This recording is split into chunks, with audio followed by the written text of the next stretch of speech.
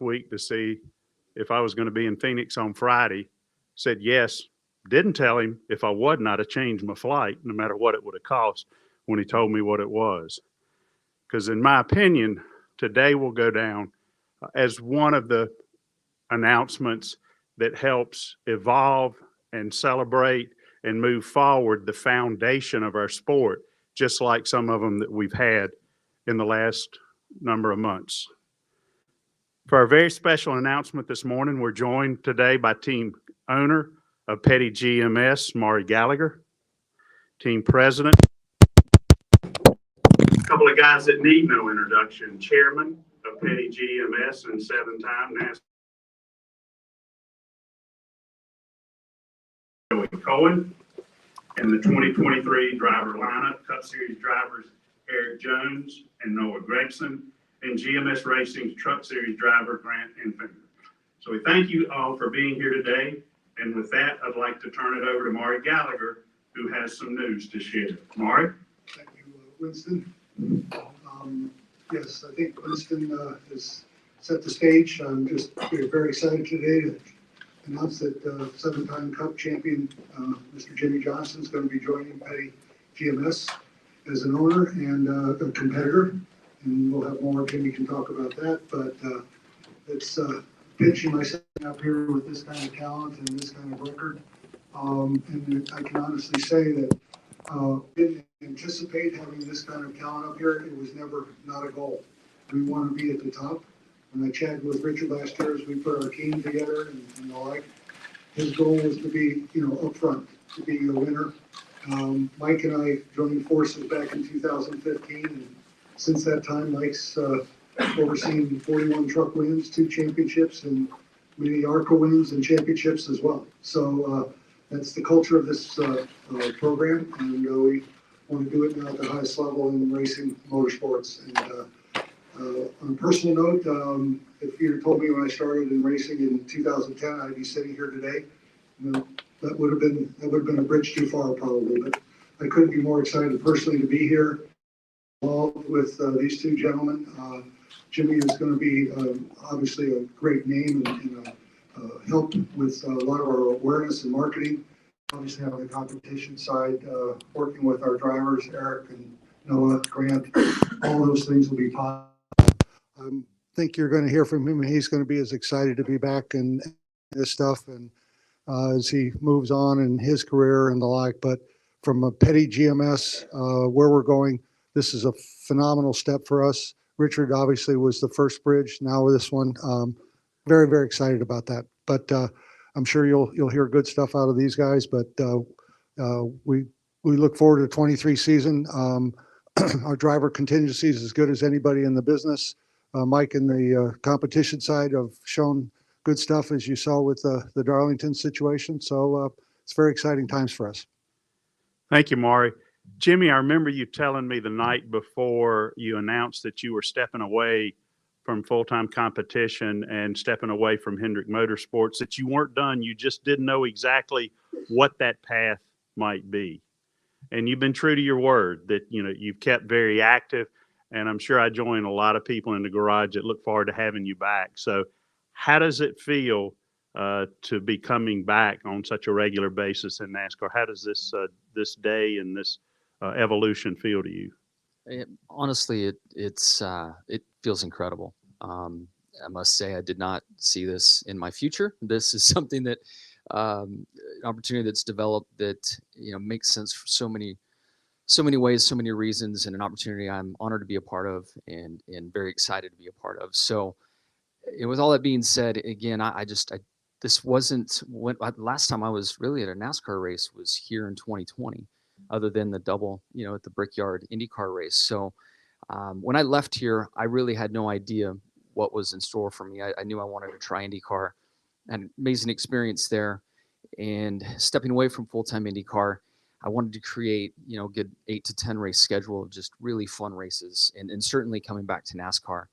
And as this conversation started, it's one that I really had to pay close attention to, and an offer that, an opportunity that it's just a life-changing opportunity for me, and one that I had to take. So I'm very excited about this. Richard, you and I've talked a lot, as you have with everybody in this room. You were there at NASCAR's first Cup Series race, the family business, Petty Enterprises, and the evolution that became Richard Petty Motorsports and now Petty GMS Racing.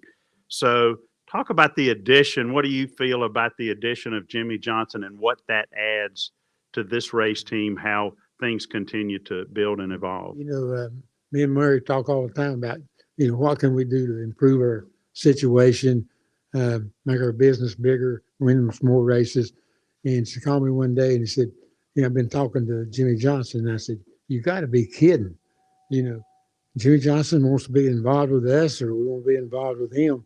And from that standpoint, I just sort of went off the edge and I said, this has got to be one of the biggest things that's happened to the Petty crowd and GMS from that standpoint.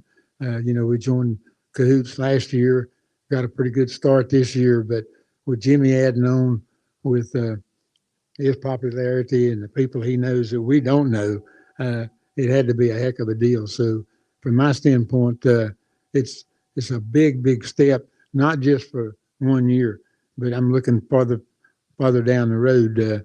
If Jimmie comes in, does his deal, I'm 85 years old, so I'm not going to be here for another 15 or 20 years. And then Jimmie can kind of take over. So that had to be a plus. Mike, when you look back over your 40 plus, maybe 50 plus year career, you've been with a lot of great drivers, a lot of incredible owners, be it Richard, Bill Elliott, Junior Johnson, all of them. So what does this mean? And you've helped build GMS from the ground up. What does this mean for the future when you look at Petty GMS Racing? Well, it's definitely, the future looks bright for us, and when this all started, in Maury, we talked about this for a couple of years. Okay, what's our future? And so once we, went with the Cup program and, he acquired the charters and, especially it's pretty special for me, of course, for, Richard and Kyle and the Petty family, because that's where I really started Cup racing.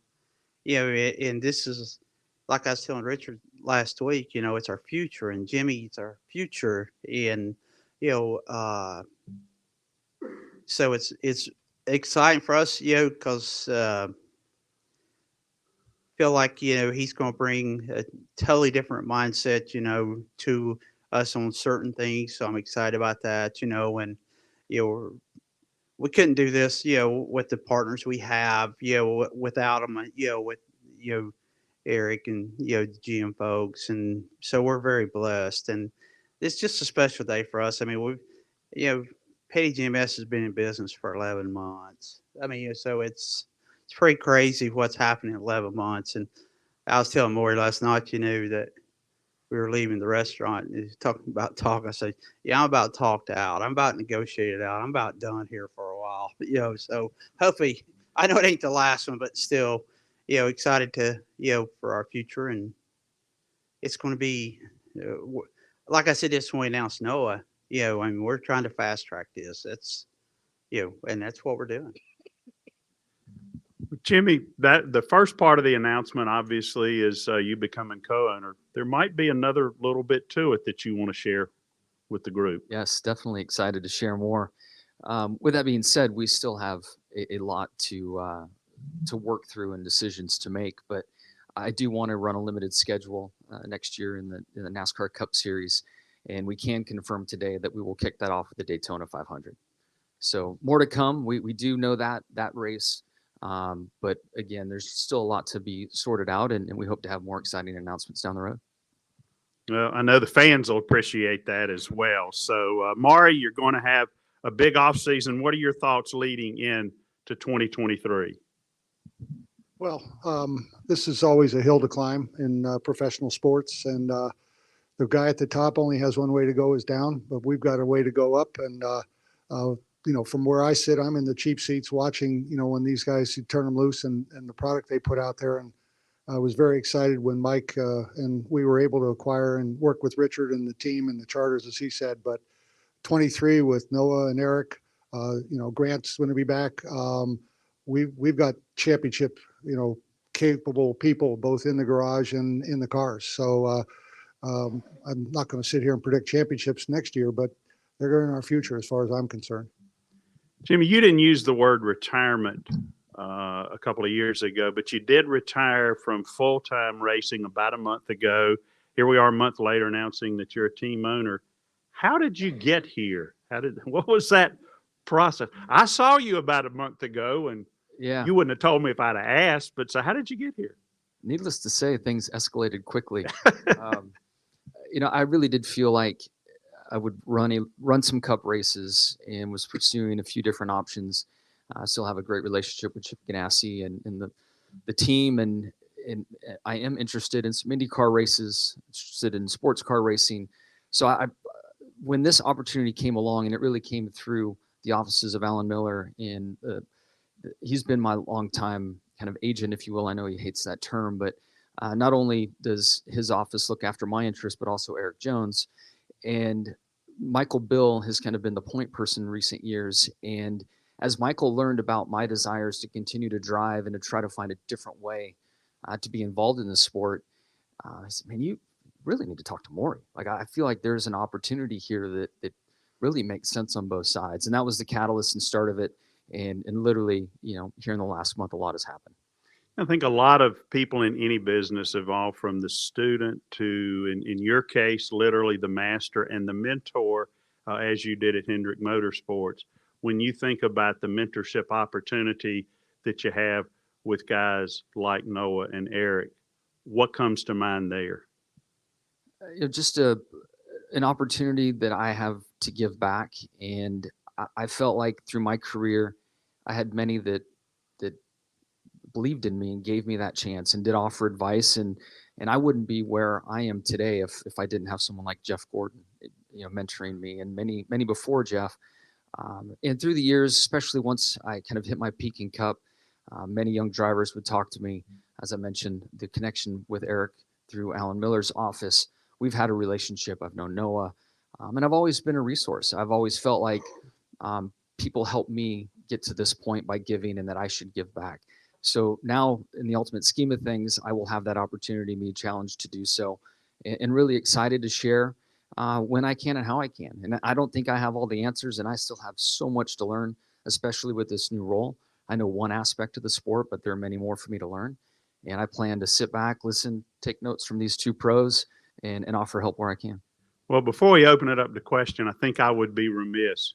Rich, you are the king, so you get the final words before we open it up. Any other comments and thoughts you have? No, I just look at a deal that, we got Eric and Noah coming along. They're getting their experience in the Cup deal. I got Jimmie to come and give them some history, help them out from some of the different racetracks and all this. But to me, it's a good combination. You got a couple of younger guys and an older guy, not old, an older guy that can kind of mirror them. And from that standpoint, they can help each other. And so now we got a real pro that can say you're doing this wrong or you're doing that. And then on the other hand, the young guy said, well, you've not been in this car, you got to do this. So the combination of all three of them working together, from my standpoint, couldn't be better for our team. If you look at the results this year, it's certainly the trajectory is on the right end. So we'll start taking questions. I think I saw Lee's hand up first, and then we'll get to as many as we can. Yeah. Just curious, Jimmie, we talked to Justin Marks earlier this week, and he said he talks to you quite a bit. And I'm wondering if you picked his brain, because he's like that next generation of ownership coming in that is setting new trends in the sport. And I'm just kind of wondering if, you see kind of help taking GMS in that direction. Yeah, I would say that, Justin and I have been friends for a long time, and our conversations have always been ongoing. And I think he and I both bounce ideas off of each other. And I just love his perspective on the sport and change and the vision he has for his company. So it's been inspiring. And now that this is official, and as I try to learn how I can help and where I can help, I look forward to more specific conversations with him and others on that front. But I've always really enjoyed my conversations with Justin and certainly what he's done in the sport. Well, I won't get to everybody in the order, but I know I saw Kelly and Claire's hand go up. So we'll go with Kelly, Claire, and then back over here. KellyCrownRacer.com. Jimmie, first off, as you said, you haven't been to a NASCAR race since 2020. So did you have to pick up a hot pass today? I was planning to, and we had a pre-meeting that ate into that time zone, so somebody grabbed it for me. But I planned to go. I wanted to have that experience and get some pictures of it, but missed that opportunity. So being away from NASCAR, you said one of your things when you went to IndyCar and doing even IMSA races is you had to forget NASCAR habits, but I'm sure you didn't forget NASCAR or miss, obviously, this place where you've been for so long. So was there always kind of like an underlying inkling that if I can go back one day, I'd want to go back and run races again? Yeah, that's always been in the back of my mind. As I got into the IndyCar, I feared doing so just because the worlds were so different and wanted to stay focused on the IndyCar program. So if I did continue in IndyCar in 23, I had planned to try to come back at some level in NASCAR and run some races. Been open and honest with Mr. Hendrick and Jeff Gordon about trying to come back. Justin Marks and I've spoken about his Project 91 car. So prior to this opportunity really developing, there were some very casual conversations out there, maybe a pathway to come back and run. And then once the IndyCar season concluded, this really, kicked into gear, and now I have a pathway to do so. We'll do Claire, Cherry, Bob, Nate. We'll get to everybody. Claire relaying Sirius XM NASCAR radio. Did you miss us, Jimmie? Absolutely. I've been watching from afar. Although I haven't been here and been too involved, I've been watching. Been plenty going on. Yeah. And NASCAR has grown a lot in the time since you left. There's a lot going on. What's the mojo you're feeling about it? And then long term, what do you see yourself, full-time in NASCAR, running the team, being like a Mr. Hendrick, et cetera, a young owner coming in? What's your vision? And, what's really important to you with all of this? You mean full-time as an owner or driver? Yeah. We'll make sure it's not a driver. Yeah, That's right. not the plan. Yeah. Where is this all going? Shady's You know probably what I mean? watching, so please don't start that rumor. Yeah. Right. All right. I won't tell anyone. No, gosh, now I kind of forgot what your first part of the question was. Right. Well, your vision is for you down the road, as you look at your future. And then also, have you seen NASCAR, what has happened to NASCAR over the time since you left? Yeah, it's a big question. I mean, obviously NASCAR is experiencing a lot of growth, which is kind of hard to say because it's always been such a big sport, but I think it's certainly changing and growing, and the ownership opportunity has changed quite a bit and is very interesting to myself and many others that are trying to get in the game. So that certainly has a piece, part of my interest and why I'm so thrilled to be involved.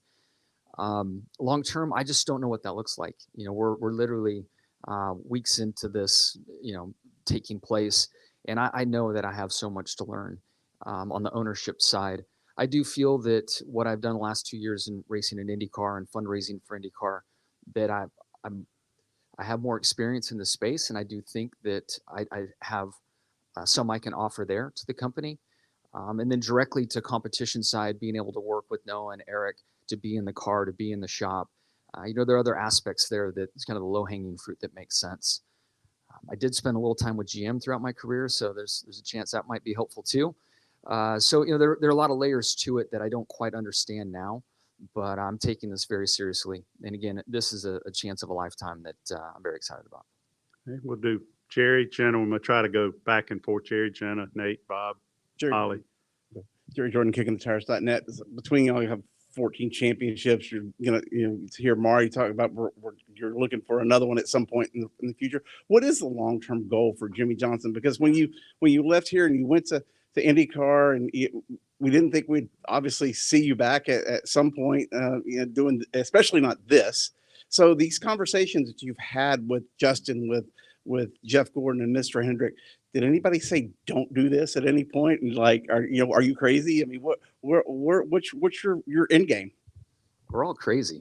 Everybody in racing is crazy. If you sign up to join the circus, I think you're a bit crazy. I don't know if I have a well thought out answer other than, this has been home. This is family.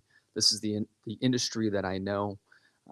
And being able to get to know Maury over granted, it hasn't been a very long courting, your dating relationship, whatever we want to call it. The history that he has with Michael Bill and his character, the way he conducts himself, carries himself, takes care of business. I think we have a lot of similarities that we've discovered in who and what we're about. And I just feel like you combine that with Richard, his legacy, his history. We just have something really special here that is, still needs to be developed. So I don't have, a great answer for you long term. And I think it's going to be evolving and ever changing, but the sky's the limit. We got Jen and Nate, Bob, Holly, then Jordan, and I'll then try to look at other hands. See you, Chris. Thank you. Jennifer AP. A question for Mike and Jimmie. Mike, you did mention how you've been a Cup team for 11 months. And I remember, I told Maury this week, that I remember when I first met him, he just was Richard Childress's guest at a luncheon in Las Vegas with a son who was interested in sponsorship. Now you've got this team that he is fast tracking. He wants to win. He's gone after Noah. He's brought in Jimmie Johnson. I mean, what is that like? He's admitted that Trackhouse is the standard and you guys have to get to that. So what is that like to work for an organization that is just shooting for the moon and so quickly? I think overwhelming. I think that's a perfect word for the way we do it. Like it never change. I mean, it never stays the same. We're always striving to get better. And I mean, it's a great challenge. I mean, some days I question it. It's great, but it is great. I think, like I said, we're very blessed. I mean, Maury. What do you question? How rapid it's growing? No, we have to get on this path here. I mean, I'm gonna be honest with you. If we don't win and do well, I mean, I don't know why we're gonna do it. And me and him have that conversation all the time. It's all about winning, and which I know people say that, but what is that saying? I mean, everybody's going to say, all I don't want to do is win, but are you going to work hard enough or make the financial commitment to do it?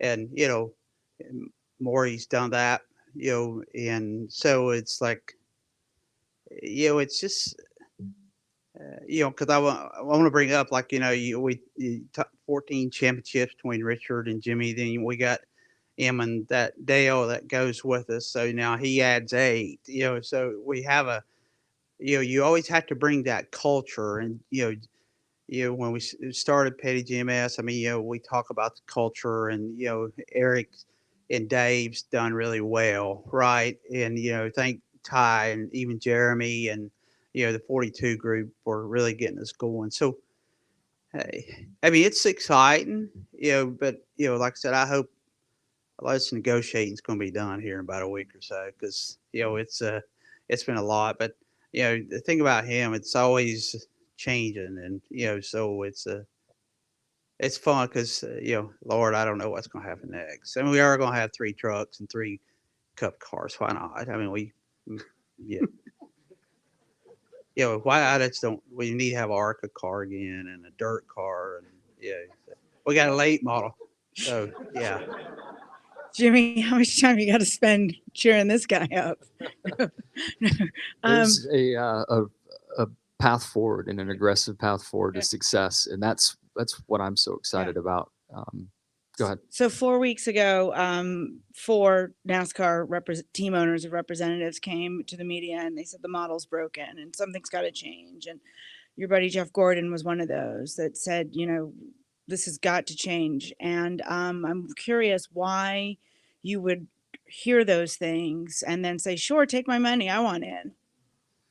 I think that's a great question. And when I look at opportunities I had when I was driving for Rick, he has structured with Jeff Gordon, and there were some conversations years ago that I entertained, and it didn't make sense.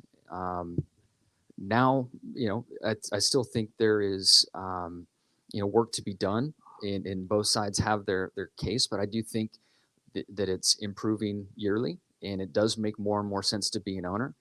And this, I believe in the product, I believe in the sport, I believe in NASCAR, and this is where I want to be. It's worth that risk.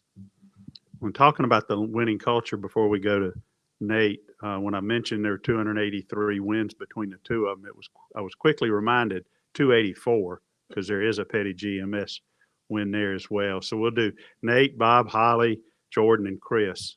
Nate Ryan, NBC Sports. Jimmie, you said that you were looking at a schedule of 8 to 10 races in IndyCar at one point for next year. I know that it's not solid yet, but can you tell us more about what you think you'll be racing beyond NASCAR, if anything? Are you still interested in doing IndyCar? Are you still interested in doing the Indy 500?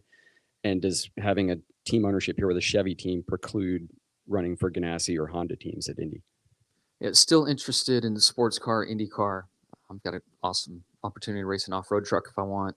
Alex Bowman has offered me a Chili Bowl ride. So the invites keep coming in. I have been solely focused on this and don't know the impact of this commitment and relationship and how that plays out. But once the dust settles from here, I'll get deeper into those other conversations and try to build out, the best race schedule I can have that does fit with the new commitment obligation that I have here. I mean, that's something that they'll certainly play into all that. So manufacturer conflicts you're not sure on yet? Haven't crossed that bridge yet. You said at Laguna Seca you were interested in Wilkesboro. Wilkesboro would be conflicting with Indy 500 qualifying. Have you gotten down that? I've noticed that on the schedule. Just haven't arrived at that conversation yet. Okay. Last one I've got for you. Jenna mentioned the team ownership side and putting up your money. Can you give us any insight? Like, do you have partners buying into this with you? Are you putting up money? I know that you're probably not to disclose financial details, but can you tell us that? Did you front some cash to get involved here? Yeah, I don't think we're eager to share structure and details, but it's me. There is no one else on my side. It's me. Bob, get the mic. Then Holly, Jordan, and Chris. Bob Pockris, Fox Sports. Just to follow up, I mean, Maury, are you still the majority owner of the team? Yes. Okay. And I assume you don't have a charter for your Daytona 500 car. So can you, are you, well, so, well, I know. So I guess the question is, are you prepared to try to have to race your way into the Daytona 500? And how do you view that challenge? Yeah, I'm definitely aware of the situation and would assume that would be the case. And let's go racing. Do everything I can to get in that Daytona 500. I will put a plug in. This year, we were in the Talladega, the front row of the last two starts. So Mr. Beam here to my left you go back and look at the GMS super track record. We're as good as anybody in the business. So I'm breaking my arm, patting us on the back, but yeah. He'll have an advantage, we believe, in quality of car that he's going to be in. Holly, then Jordan. Holly Kane with the NASCAR Wire Service. Jimmie, I guess this is a really basic question, but why become an owner as opposed to just doing some races? I'm sure that wouldn't have been an issue for you to find a team that said, yeah, we'll field a car for Jimmie Johnson, but why become an owner in addition to doing that? Yeah, I've, of course, started my let's see, how can I say it? My 2023 plans started very traditional in the fact of trying to drive for people. And then when the idea was presented to me by Michael Bill, it just, and knowing where Maury's commitment is, and he's only been, in the Cup business for 11 months. They've won a race, the pathway forward, and really learning and understanding about where he wants to take the company. It just started to feel right. And it's really a gut feel. And I think that gut feel supersedes any logical thought of, what other stories I've heard about being a team owner and jokes that I've heard Mr. Hendrick make over the years. It got to a point where this was a gut feel that, I wanted to be a part of it and I want to do this. Okay. Jordan Bianchi, The Athletic. Jimmie, what intrigues you about being an owner and what do you think you can bring to the team from that perspective? I don't know where my strengths will play out at this point in time, but again, the last 2 years in the IndyCar space and how my office has managed our partners, our relationship, the relationship I've had with Chip, Chip's willingness to, show me more of how a car owner acts, leads, decisions they make. Like I've had a better understanding of it all, and I've been intrigued by it. I've been interested in it. I've gained some experience in it, And I think I'm in an environment here where I can learn from two of the best and grow.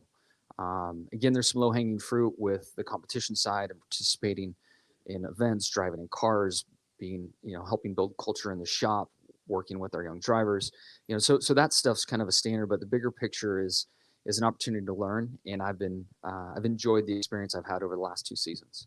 And you mentioned Justin Marks, but I'm wondering if you talked to Brad Keselowski or Denny Hamlin, 2 other drivers who've kind of stepped in the ownership ranks and gotten their feedback on the process. Yeah, I've talked to a lot of people through the last, and really, communication hasn't stopped. I mean, I've always spoken to Jordan a couple times a year, and that still has happened. And as, sorry, yeah, advice. I mean, yeah. So from I guess what I'm getting at is conversations. I've maintained my relationships throughout the industry. If it's at NASCAR or other team owners, Mr. Hendrick, Jeff Gordon, and maybe they could sense my questions were a little more pointed as they happened more recently. But I'm always trying to keep my hand on the pulse and understand what's going on. And in recent weeks have asked a few more questions. So I'll be curious to check back in with those folks now to see if any red flags went up in their minds. So Chris and Jim. ChrisKnightCatchfence.com. Jimmie, not that you need another thing on your plate, but is the possibility of running Le Mans still on the table, or is that going to be off the table? No, it's still on the table. I've made sure that my calendar is nice and open in June, and hopefully it can stay that way. Jim? JimOtterMotorsport.com. For Mike, one of the things that was evident after Tony Stewart joined with Gene Haas and Brad Keselowski joined with Jack Roush was not only was there, what those individuals brought to the teams, but the willingness of other people in the industry to want to join with that organization now because they're now part of it. Do you see, whether it be sponsors or just personnel, a bigger sort of impact in being able to attract top talent throughout the NASCAR industry? I mean, it's a great question. We discuss that all the time. Like, just from the standpoint of what we're going to do to get to the next level. And, I keep saying we're fast tracking it, and Jimmie, we've had some great conversations, and talking to Richard, last week, and like, what are we going to do to get to the next level? And, talking to the GM folks and, so when Tony went to Gene, it made a huge difference, right? It did, so, and Brad being it with Jack and Roush Fenway. So it definitely made a difference. And that's kind of,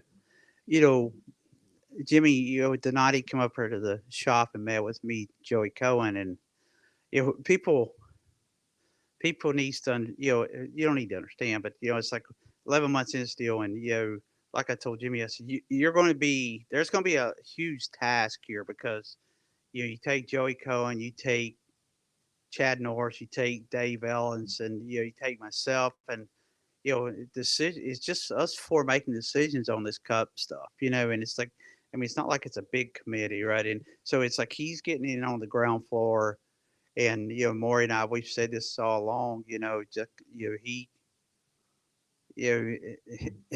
Jimmie's got, which I know he works hard because I get text messages from him, 6 o'clock in the morning. I get that, so it's like, but it's going to be exciting to see because there's a lot of work to do here for us to get to where we need to be. We're a couple years, where we feel like we need to be on certain things with relationships, and so like I said, it's only been a week with him.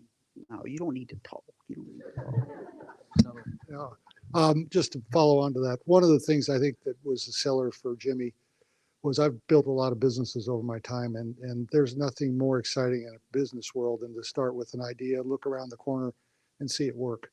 And as I tell people that are involved in that, these are the good old days. Building something is tremendous. It's a lot of fun, and if you've never done it before, it's it's an exceptional thing. And I think Jimmie he picked up on that side because this is going to be a building effort. And we're at that young age, 4 people that are really running shows compared to the big boys in the sport, Hendricks and Gibbs and things like that. Those are very big established companies. So I think that was a big piece of the attraction. I'm putting words in Jimmie's mouth, but I know it's been exciting for me.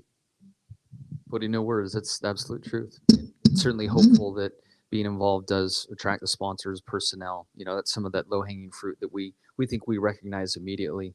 And frankly, why we were so eager to try to announce here and not wait until we had more answers. We need to get going. It's November. Appreciate everybody's patience as hands went up and we went around the room. Did I miss anybody that has a question now? Because one-on-ones are going to be a little bit later, which I'll come back to. Any final questions? Lee? Yeah. Still in the works. We don't have anything there yet. I think Rick wants to give me the 48. So yeah, that's. So don't start any shanty rumors, but No, you're okay with rumor. that rumor. Yes, okay, Rick's right. Give me Okay. the 48. Jerry Jordan. Yeah, we'll figure that out. I'll go drive a sprint car a little bit. Okay. Jerry Jordan kicking the Jerry tires and one more Bob. time. Jimmy, you said your wife was watching. What was her reaction when you told her all of this? She's awesome.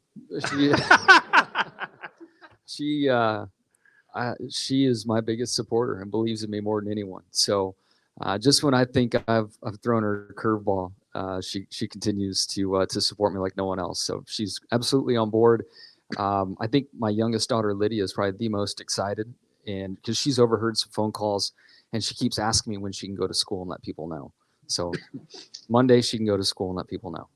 Yeah, awesome. Bob, Jimmy. Yeah, I'm sure she's told everybody already though.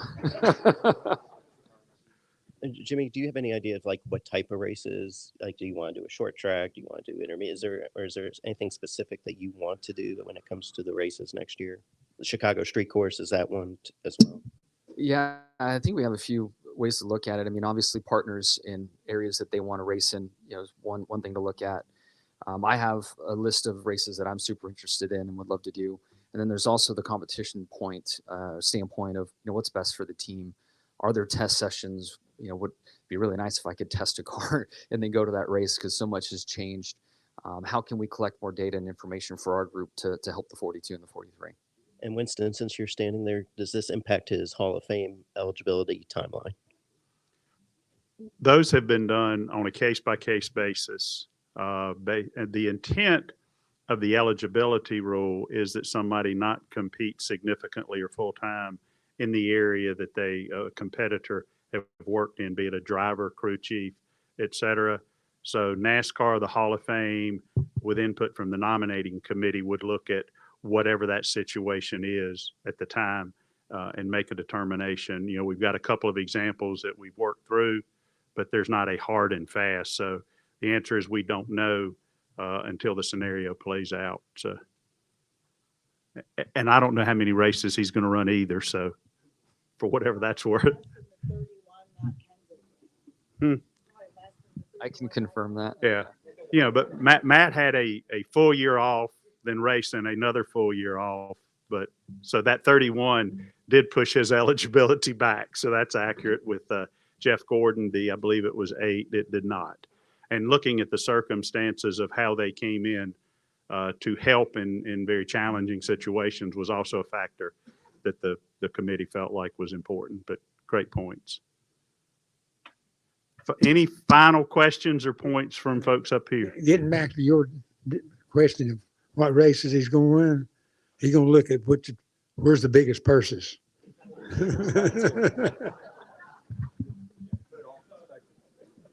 Winston, can All right. Well, there's one final thing. Jimmy, would you come out here with me? I tried to get Richard to do this. But he wasn't interested since he already has a wardrobe. But these are team owner shoes that I've been using. And it turns out, I guess, New Balance is now the look. But I wanted Jimmy to have his official team owner shoes. So congratulations. Thank you, pal. Yeah. Thank you. We'll see if he'll wear them. Yeah. Well, again, thanks to everybody for coming out. And we want to be respectful of the press conference, the state of the sport that Steve Phelps will be doing here in a little bit. So we're going to take a quick break. And Jimmy, Maury, and Joey will be available after Steve concludes. And that'll be around 11:30 to 12 o'clock for about 30 minutes. If any of you have follow-up questions, it'll be in the Chevrolet Garage Suite office, which is number 3, just outside the media center. So that'll be around 11:30 to 12 after Steve's State of the Sport. So again, before we completely wrap up, we want to get a picture with our principals up here to do a couple of photos, and then we'll wrap up and look forward to having a great